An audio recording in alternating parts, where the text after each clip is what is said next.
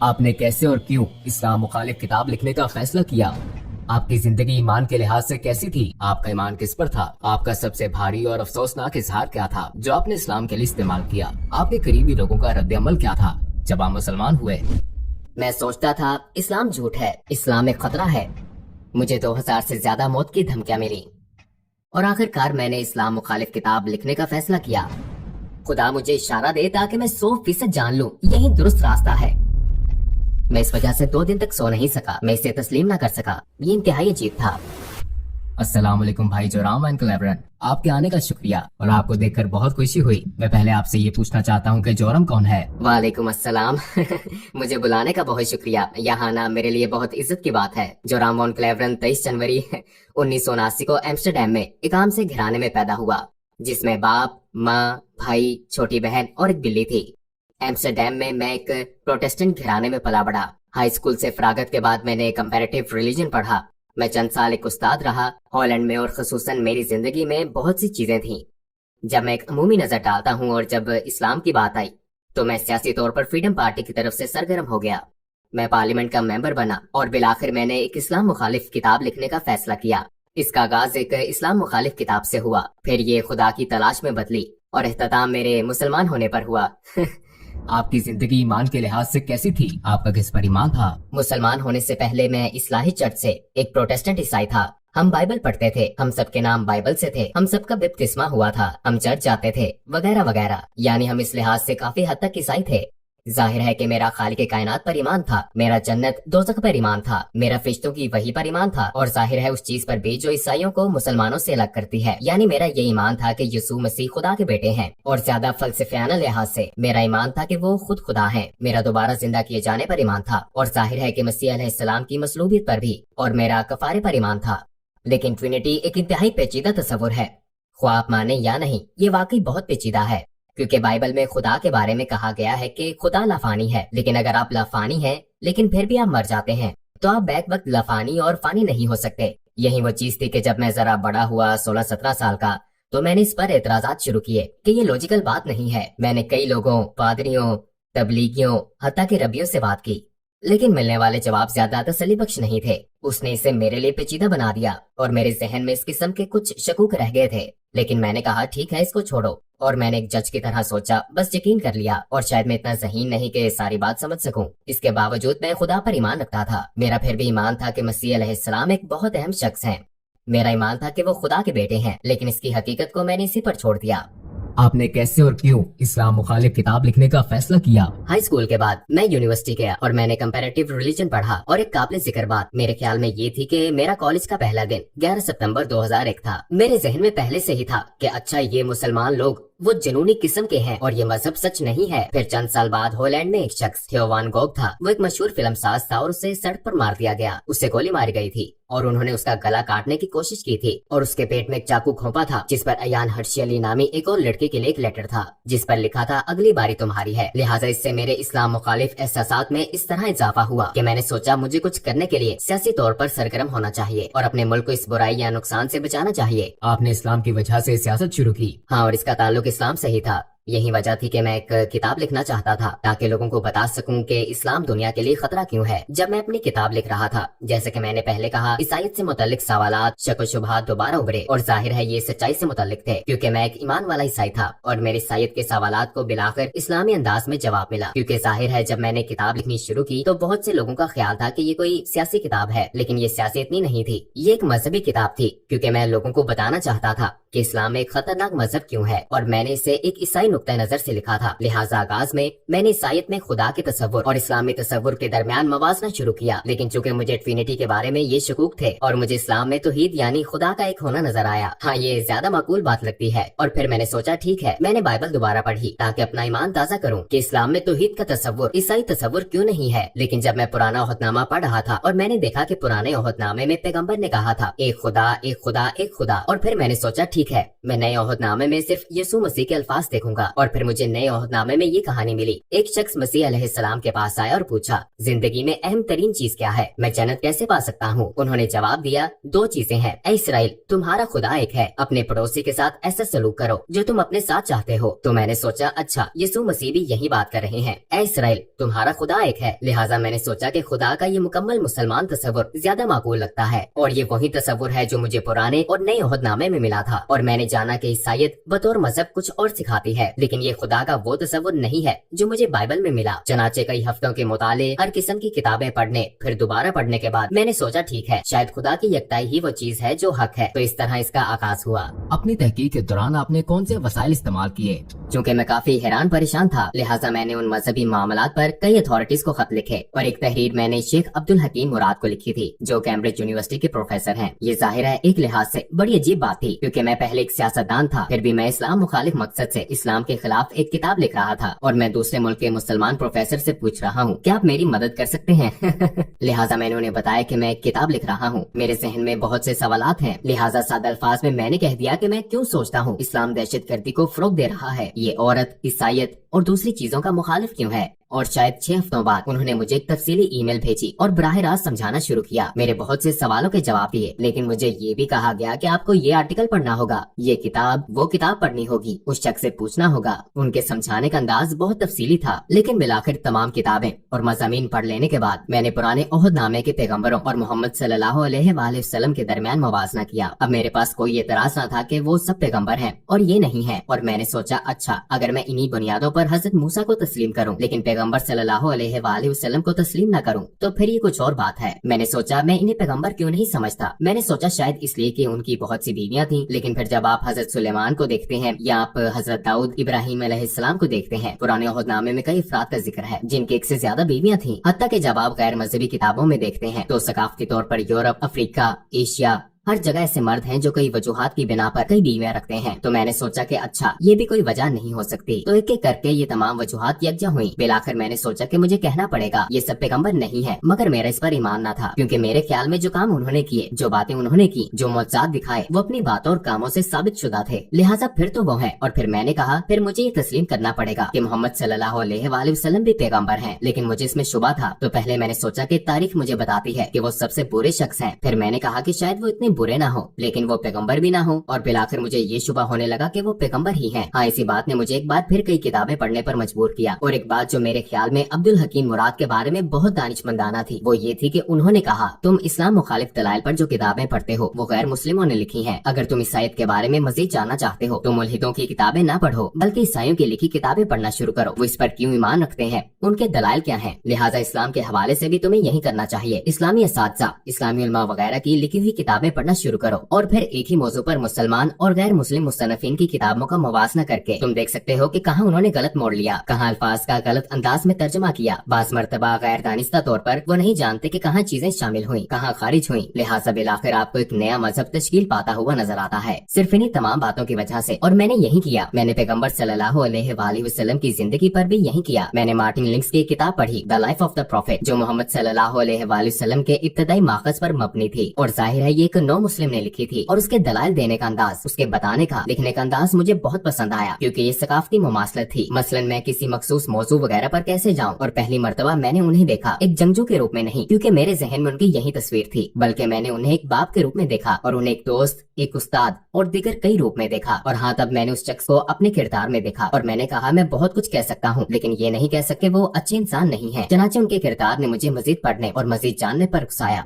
अपनी तहकीक के दौरान आपको किस चीज ने सबसे ज्यादा हैरान किया? हिंदा से मुतल्लिक कहानी ने कुछ ऐसा था जैसे कोई स्विच हो, जैसे मुझे बदलना होगा। और इसकी वजह ये थी कि मैंने सोचा, हिंदा वो एक दुश्मन अबू सुफियान की बीवी थी और एक तरह से उसने नबी के महबूब चचा हमजा रज़ी अल्लाह अन्हु को कत्ल करने के लिए रकम दी थी। और मैदान जंग में ऐसा हुआ, वो शहीद हो गए, हत्ता कि उन्होंने उनकी लाश के कान नाक काट कर हर जगह घुमाए और लाश की बेहुरमती की। बिलाशुबा पैगंबर सल्लल्लाहु अलैहि वसल्लम इस वाक़े से बहुत गमगीन थे। और फिर कई साल बाद वो ताकतवर हो गए, वो मक्का में बरसरे इक़्तिदार आ गए और फिर वहाँ हिंदा मौजूद थी और मैं ये किताब में पढ़ा था और मैंने सोचा कि अच्छा अब इसे मसलूब किया जाएगा, इसके हाथ काटे जाएंगे या कोई और सजा दी जाएगी। लेकिन उन्होंने कहा अभी मैं इसकी शक्ल नहीं देख सकता, लेकिन सबको माफ कर दिया गया है और अगर तुम यही मुसलमानों के साथ रहना चाहती हो तो ऐसा मुमकिन है और अगर नहीं तो जा सकती हो, लेकिन अब खून रेजी खत्म हो चुकी है। और मैंने सोचा कि उसे माफ कर दिया गया। अगर आप अपने रिश्तेदार के कातिल को माफ कर सकते हैं, खसूसन अपने महबूब चचा के कातिल को जिसने लोगों के सामने उनके जिस्मानी अज़ा की नुमाइश की हो आपकी और आपके नजरिए की तहकीर के लिए, तो इसका मतलब है कि आपका किरदार बहुत अजीम है। ये बहुत बड़ी खूबी है, ऐसी खूबी जो बहुत नायाब है और उन्होंने यही किया। तो मैंने सोचा हाँ वाकई वो बहुत खास इंसान थे। और ये जानने के बाद मैंने सोचा मेरे पास उनके पैगंबर होने के दलाइल हैं। उनका किरदार और दीगर लोगों के साथ उनका सलूक मेरे सामने है। मैंने देखा कि उन्होंने अपने दुश्मनों के साथ कैसा सलूक किया। मेरे ख्याल में वो पैगंबर हैं। लेकिन फिर मैंने सोचा ओ ये तो बहुत खौफनाक बात है, क्योंकि मैं पहले से ही खुदा की वहदानियत को मानता हूँ और अब मैं मान रहा हूँ कि वो नबी हैं। अगर मैं आपको कहूँ कि खुदा एक ही है और मोहम्मद सल्लल्लाहु अलैहि वसल्लम उसके नबी हैं, ये तो तकरीबन शहादत हो गई। फिर मैंने सोचा चलो किताबें बंद करता हूँ, इसे रोकता हूँ, ये सब गलत सिमत में जा रहा है। और यकीनन मैंने जो पढ़ा या देखा और जो कुछ तजर्बा किया उसके बायस मैं अब पहले जैसा इस्लाम मुखालिफ नहीं रहा था। मैं आपको बताऊं कि ये सब एक तस्वुराती कहानी की तरह लगता है, लेकिन आखिर में वाकई ऐसा हुआ। मैं इस पर ये सारी किताबें पढ़ी थी और जब मुझे एहसास हुआ कि हाँ ये एक तरह से शहादत है, तो मैंने कहा अच्छा मैं सारी किताबें रख देता हूँ। और मैंने किताबें ऊंची शेल्फ पर रख दी, लेकिन किताबें इतनी ज्यादा थी कि बहुत सी शेल्फ से नीचे गिर गयी और शेल्फ से गिरने वाली किताबों में कुरान भी था। और जब मैंने इसे उठाया तो मेरा हाथ सूरा 22 आयत 46 पर था, जहाँ लिखा था आंखें अंधी नहीं होती बल्कि दिल अंधे हो जाते हैं। और मैंने सोचा मेरा वाकई यही मसला है, क्योंकि आंखें अंधी नहीं थी। मैं अपने हाथ से लिखा वाकई देख सकता था। किसी ने मुझे ये किताब लिखने पर मजबूर नहीं किया था। किसी ने नहीं कहा था कि तुम्हें ये लिखना है या वो लिखना है। मैंने खुद ही लिखना शुरू किया था और मैं इसे अपनी आंखों से देख सकता था। लेकिन मैं अब भी ये हकीकत तस्लीम ना कर सका जो मैंने कहा था कि वो पैगंबर है, खुदा एक है। मैं तस्लीम नहीं कर सका। तो मेरी आंखें नहीं बल्कि मेरा दिल अंधा था। मैं ये हकीकत तस्लीम ना कर सका, शायद अपने नफ्स या अना की वजह से इसे कबूल ना कर सका। और मैंने कहा ऐ खुदा मुझे परवाह नहीं कि ये बाइबल का खुदा है या कुरान का, मुझे इशारा दे ताकि 100% दुरुस्त रास्ता जान लूं। फिर मैं सोने चला गया, लेकिन जब जागा तो मैंने खुद को बहुत महफूज महसूस किया। मैं वाकई बहुत महफूज महसूस कर रहा था। मैंने कभी किसी हवाले से इतना महफूज महसूस नहीं किया। मेरा सारा इस्तराब और शक व शुबहात खत्म हो गए थे, सूरज के सामने बर्फ की तरह। और मैंने खुद से कहा शायद मैं मुसलमान हो गया हूँ। फिर जाहिर है मुझे दूसरे लोगों को भी बताना था। आपके इर्द गिर्द के लोगों का क्या रद्द अमल था जब आप मुसलमान हुए?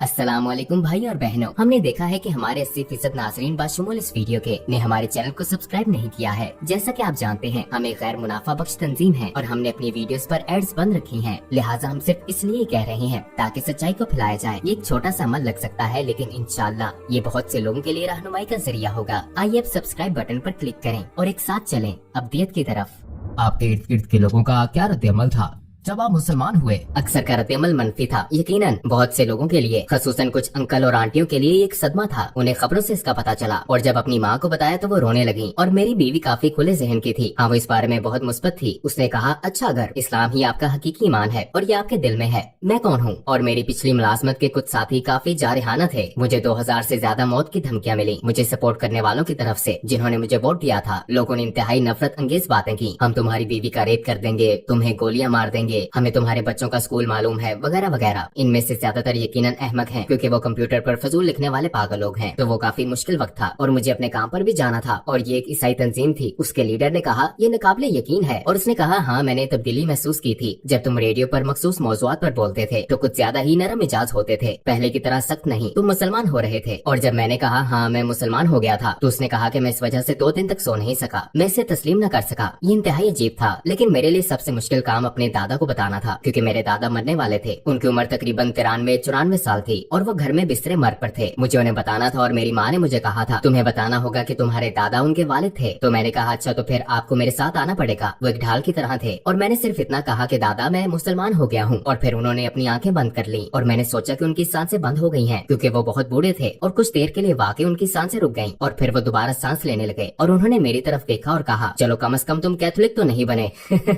तो ये बहुत मजाहिया बात थी।